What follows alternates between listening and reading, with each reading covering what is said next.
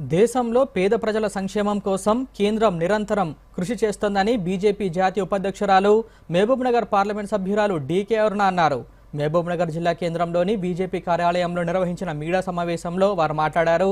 జనగణనలో కులాన్ని చేర్చి కేంద్ర ప్రభుత్వ నిర్ణయం చారిత్రకమైందని తెలిపారు. జనగణనలో కులాన్ని చేర్చడం వల్ల బడుగు బలహీన వర్గాలకు ప్రయోజనం చేకూరుతుందన్నారు.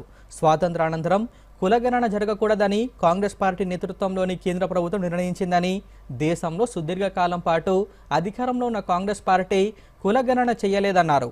కేంద్ర ప్రభుత్వం తీసుకున్న జనగణన నిర్ణయానికి సంబంధించిన ఘనత తమ ప్రభుత్వానిదేనని కాంగ్రెస్ పార్టీ చెప్పడాన్ని డీకే అరుణ తప్పుబట్టారు. ఎన్నికల సమయంలో ప్రజలకిచ్చిన వాగ్దానాలను అమలుపరచకుండా కాళయాపన చేస్తున్న ప్రభుత్వం పట్ల ప్రజలు తీవ్ర ఆగ్రహంతో ఉన్నారని విమర్శించారు. 1931లో మొట్టమొదటిసారిగా కులగణన జరిగింది.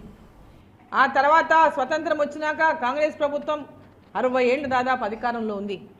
మరి ఆ రోజు ఏనాడు కూడా కులగణన గురించి ఎందుకు మాట్లాడలేదు? ఆ రోజు కూడా చాలా డిమాండ్స్ వచ్చినాయి కులగణన పైన. మరి మన్మోహన్ సింగ్ గారు ప్రభుత్వంలో కూడా పెద్ద ఎత్తున ఆనాడు దీనిపైన డిమాండ్స్ వచ్చినాయి. తెలంగాణ రాష్ట్రంలో కాంగ్రెస్ ప్రభుత్వం చాలా గొప్పగా ఘనంగా మేము చేసినాము, ఇది దేశానికే ఆదర్శము అని చెప్పేటటువంటి కులగణన ఏదైతే ఉందో అది పూర్తిగా తప్పుల తడక అయినటువంటి కులగణన. అంటే అసలు ఎలాంటి పూర్తి స్థాయిలో వివరాలే లేవు దాంట్లో.